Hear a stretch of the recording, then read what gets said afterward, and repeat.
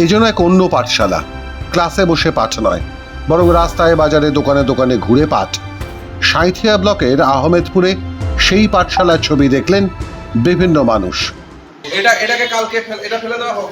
রঙ্গই আমি কিন্তু দোকানে ঢুকলে পরে তখন কিন্তু 10 কাজ করব। 7 8 9 10 11 12 13 14 15 বাঙালি আপনি একবার দেখে বলুন এখানে কোথাও লাইসেন্স বলে শব্দ আছে?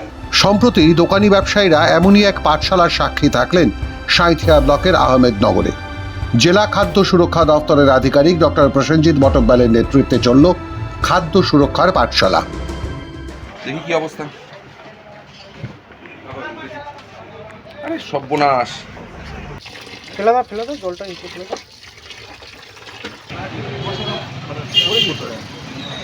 এটা হলুদ নয় কাকা। सच्चाई के साथ काम करो। अच्छा लाइसेंस कहाँ गया? लाइसेंस कहाँ गया? বাসি খাবার, রঙিন খাবার বিক্রি করা যাবে না, অপরিষ্কার পরিবেশে খাবার কিংবা মিষ্টি তৈরি করা যাবে না, দোকান চালাতে গেলে প্রয়োজনীয় লাইসেন্স ব্যবহার করতে হবে। হোটেল থেকে রেস্তোরাঁ, মুদিখানা থেকে কনফেকশনারি, একে একে আহমেদপুরের একাধিক দোকান বাজার ঘুরে দেখল জেলা খাদ্য সুরক্ষা দফতরের টিম। উঠে এলো একাধিক সমস্যা, যার একটি মূল সমস্যা হলো সরকারি লাইসেন্স ছাড়াই গজিয়ে উঠছে দোকান। নিয়ম বহির্ভূতভাবে চলছে বেশিরভাগ দোকানপাট, হোটেল, রেস্তোরাঁ। জানতাম না এই বিষয়ে। স্যার 15 দিন টাইম দিয়েছেন, 15 দিনের মধ্যে লাইসেন্স করতে বলছেন। উনি কি বললো? আর সেই রকমভাবে কিছু বলেনি, আর বললেন যে রং যেন না বেচা হয়। তো এইটা ট্রেড লাইসেন্স, আর বললে এইটা নিয়ে লাইসেন্স করতে, electric bill, photo, voter card, Aadhaar card, এইসব নিয়ে। কেমিক্যাল রং যেটা হচ্ছে বিভিন্ন মানে শিল্প কারখানায় রঙগুলি ব্যবহার করে, সেই রং আপনার দোকানে খাবারে মিশছে, এটা কি বলবেন?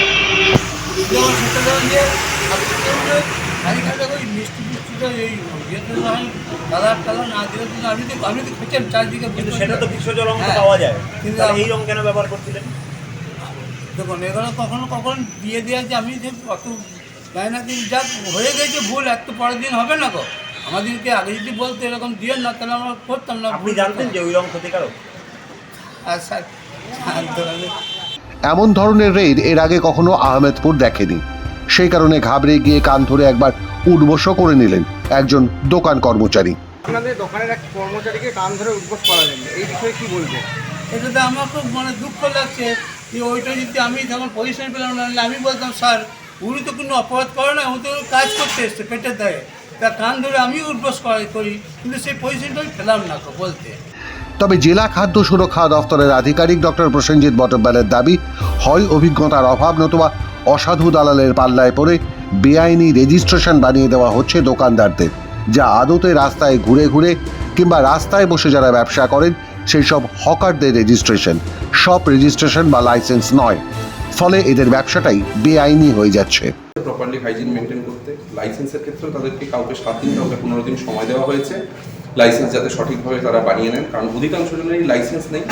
এক্ষেত্রে আমরা একটা কথা বলতে পারি যে কিছু দুষ্টচক্র চলছে যারা কিনা মানুষকে ভুল বুঝিয়ে, ব্যবসায়ীদেরকে ভুল বুঝিয়ে তাদেরকে একটা করে 100 টাকা রেজিস্ট্রেশন ধরে দিচ্ছে, যেটা হকারদের দেওয়া উচিত।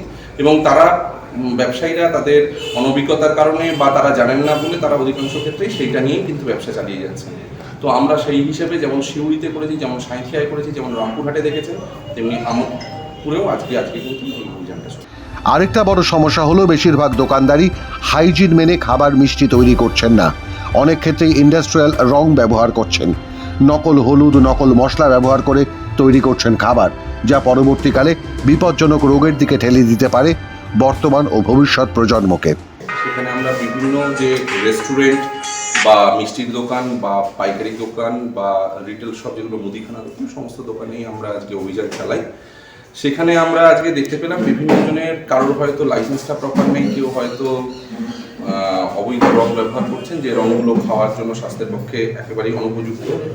কিছু প্রত্যেকটি ক্ষেত্রেই প্রায় দেখা গেছে যে হাইজিন একবারেই মেনটেন হচ্ছে না, তাদেরকে বলা হয়েছে প্রপারলি হাইজিন মেনটেন করতে। বেশিরভাগ ক্ষেত্রেই দেখুন মিষ্টির দোকানের কিছু মিষ্টি যেগুলো বাসি ছিল, সেটা জিলিপি হতে পারে, সেটা সিঙ্গারা হতে পারে, কিছু ক্ষেত্রে চিকেন পাওয়া গেছে, কিছু বিরিয়ানির দোকানে যেগুলো খুব বাজেভাবে মানে সংরক্ষণ করা হয়েছিল, ভাজা চিকেন যেগুলো রয়েছে সেগুলো সংরক্ষিত হয়েছিল, সেগুলোকে ফেলে দেওয়া হয়েছে। এর আগেও জেলা খাদ্য সুরক্ষা দফতরের পক্ষ থেকে জেলার একাধিক জায়গায় এইভাবে রেইড করা হয়েছে।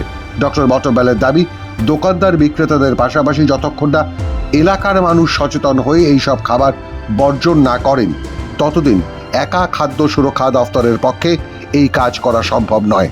মানুষ এমন কিছু রঙের প্রতি ভক্তি এসে যাচ্ছে, ভালোবাসা এসে যাচ্ছে যে তারা এটা বোঝার চেষ্টা করছে না যে তাদের শরীর খারাপ, শুধুমাত্র জিহ্বার লালসার জন্য সেই খাবারটা খেতে যাচ্ছে।